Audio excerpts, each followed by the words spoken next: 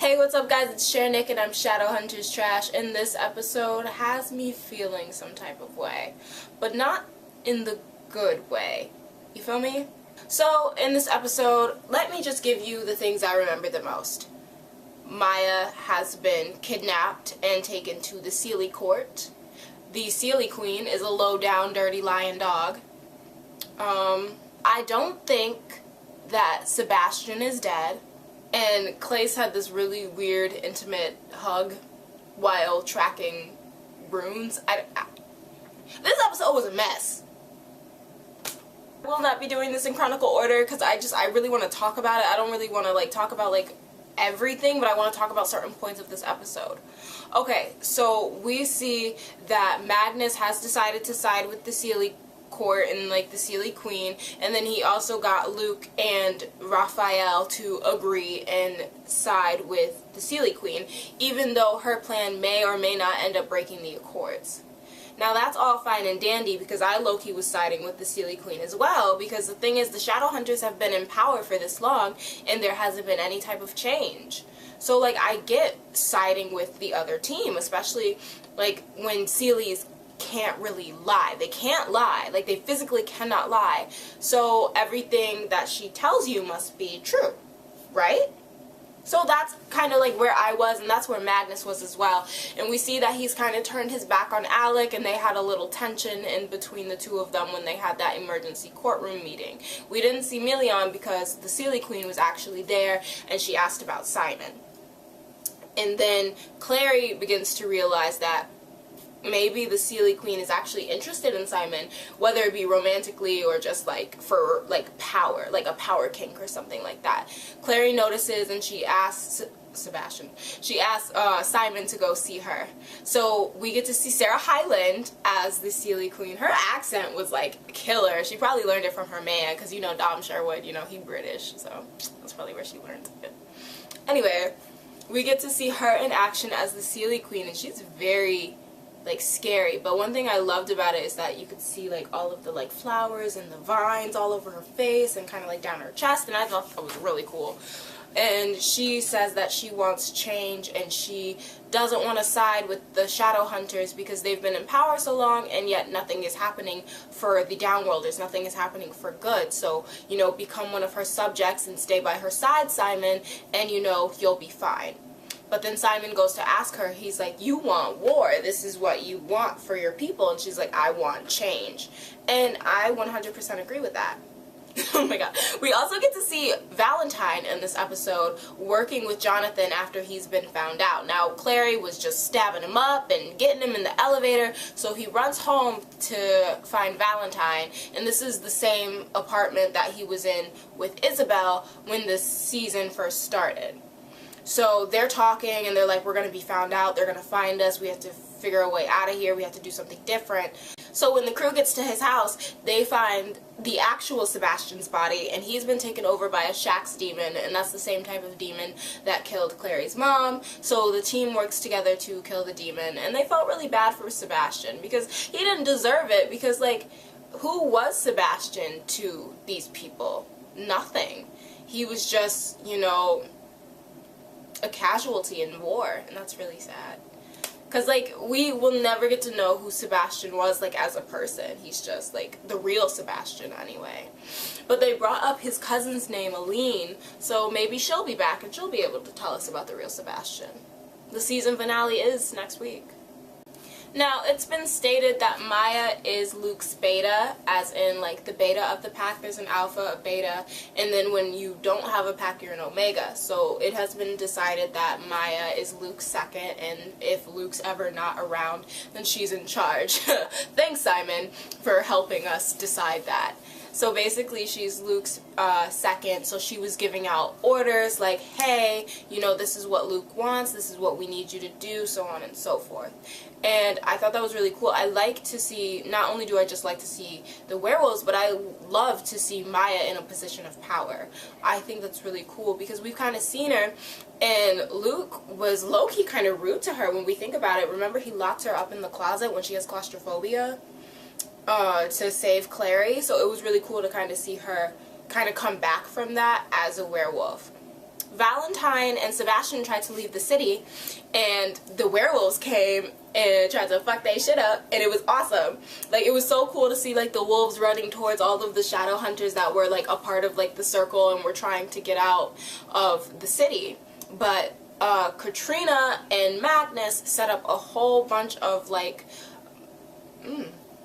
what's the word they used? But used a whole bunch of, like, magic to do, like, anti-portals so no one could portal out of the city. And I thought that was so cool. So that meant that Valentine and Sebastian were going to be stuck there until they were found because they weren't going to let the wards down. Now, I've heard that Katrina is kind of a big deal in the Shadowhunter world. I don't know how true that is. Remember, guys, I didn't read the books. But I just love how she's a nurse working in the ER, because my sister wants to be a nurse in the ER. So I was like, oh, that's my sister. And I was like, oh, that's cool. And she's super powerful too. So I was like, that's lit. Like, that's so awesome. I love seeing more, like, girls in this show. Oh, and then can we talk about how badass Izzy was? I feel like the makers of Shadowhunters are watching my videos, because I was literally just saying we don't get to see Izzy be like a badass anymore. We see her as very soft and delicate and very loving and caring for her family and her friends. But in this one, she got to bounce back. Like, she was with that whip and she was slicing and dicing niggas. Like, she was really coming for Sebastian, and I thought that was awesome, because if you remember it, Izzy probably feels really responsible because she brought Sebastian in. Like, yes, he probably would have found his way in anyway, like, regardless, with or without Izzy's help, but Izzy's the one like, hey, this is Sebastian, this is my friend, meet him, become friends with him, let's work with him. So she probably felt really responsible, so it was really cool to see her kind of get back at him for it, because a lot of people have a lot of reasons to get back at him, but I feel like Izzy, not that she has, like, the most rage, but I feel like she has the most, like, the least talked about rage. We never got to talk about it until right now. So when I was watching the episode, I was like, oh, yeah, she has a right to be angry. Hell yeah, she has a right to be angry. So it was really cool to kind of see that, because it was something that we didn't ever talk about before. I didn't even think about it until, you know, right now, until I watched the episode. So I was like, that's awesome. Am I the only one who couldn't tell who was who when Jace and Sebastian were fighting, or was that just me? I had no idea who either of them were, because they both had that long blonde hair, and they were fighting, and they were moving so fast, the screen was kind of dark, and there was just blonde hair just swaying, and I didn't know what was happening.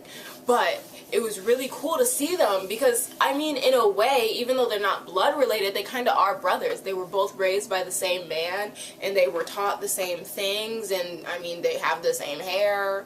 Like, they are, in a sense, brothers, because of, like, who their father was. Valentine was a mess, but he taught them the same things, and it was really cool to see a fight, because it was like angel blood versus demon blood in, like, its purest form. And I just thought it was so interesting to see. But now, y'all, I really have a question. In this episode, we saw Sebastian being tracked by his rune, which we're going to talk about that whole Jace Clary intimate thing in a moment.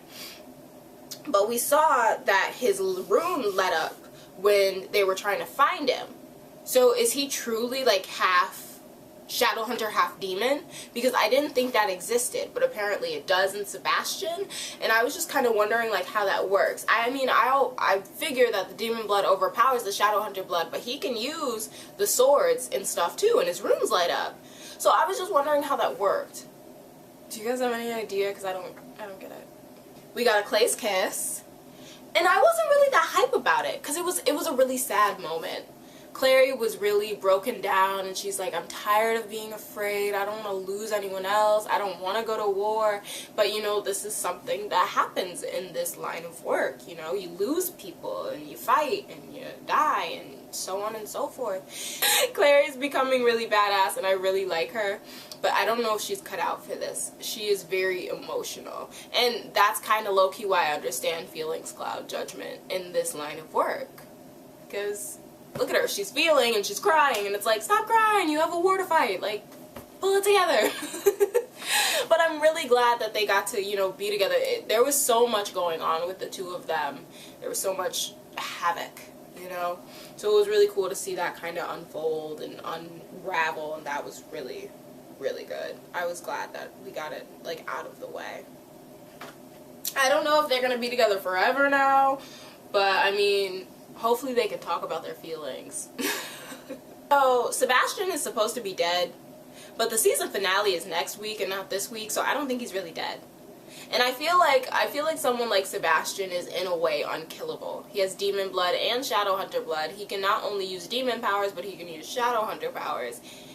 And to think that he's outsmarted by Jace and Isabel, not that it's impossible, I just feel like it should have been a lot harder than what it was. But at the same time, when you think about it, it's like, what's stronger, Shadowhunter blood or demon blood? Because that's really what that fight was. And then in the end, it ended up being like 2-on-1. You know, Isabel and Jace were the ones that officially took him down, because she was hitting him with his whip, with her whip, that really hurts him because, like, he's like allergic to it, basically. And then, you know, Jace stabbed him with the sword, the glow-in-the-dark sword. So, I mean, I just don't think he's dead. I feel like it was too easy. I genuinely feel like it was too easy. And then, in the promo for next week, they said, someone is going to die. And I'm like, okay, who? Who's gonna die? Because Clary was crying her fucking eyes out. I know it's not Jace. It might be Isabel. Maybe it's Alec. Yeah, I'm gonna say it's Alec. Alec's gonna die. That's who I'm calling it. I'm calling it. It better not be Luke or Maya, because I will fucking fight. We already know. So, we got to see Magnus and other little warlock children. Oh my god, the little girl from a few episodes ago, what's her name? Madsy, I think. Oh my god, she's so sweet. Can we adopt her? Can we keep her? Because she came back and I didn't think we'd ever really see her again. But she came back! Can we adopt her? Can she be a part of the Shadowhunter crew? Please. I really like her. And then when Magnus saw her, he was like, Sweet Pea! And I was like, oh my god, I feel the love! Like, I felt like he was calling me Sweet Pea. Like, I was like, how sweet is this? Oh, I love it. Love it. I hope we get to see more of Magnus, like, being like a dad to his people, because we've always said that, like, Raphael was like a child of Magnus and so on and so forth, because he's so much older than everyone, he's lived a long time, and then he's also one of the most powerful warlocks in all of New York, so he has to be someone that is like looked up upon. And then how he was getting all of his warlock people out when they found out about Valentine, and he was sending them through portals, and like he created the first portal. And I really like Magnus as a character. Like, I want to hear more about Magnus and his story and what he's been through. I'm so interested, and I feel like we haven't gotten enough of it as of yet. But, I mean, there's going to be a season 3, so, I mean, hopefully that's what I'll get then, you know? You know, I'm looking forward to it. I'm looking forward to next week. I'm really nervous. I don't want anyone to die, but, like, at the same time, it's bound to happen. You feel me?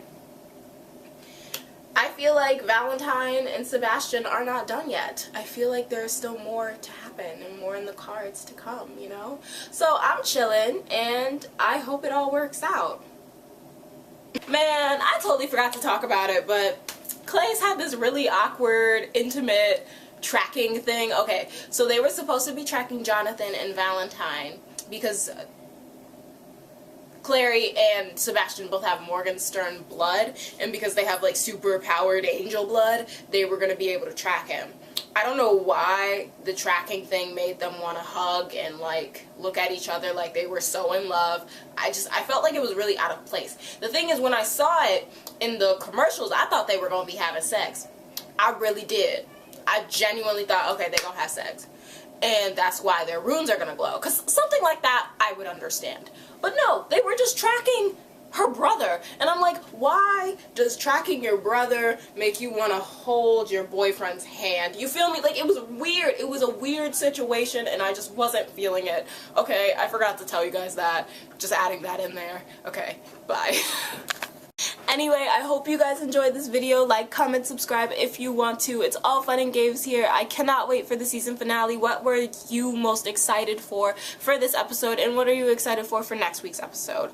Talk to me, guys, and I'll see you later. Love ya. See ya. Bye.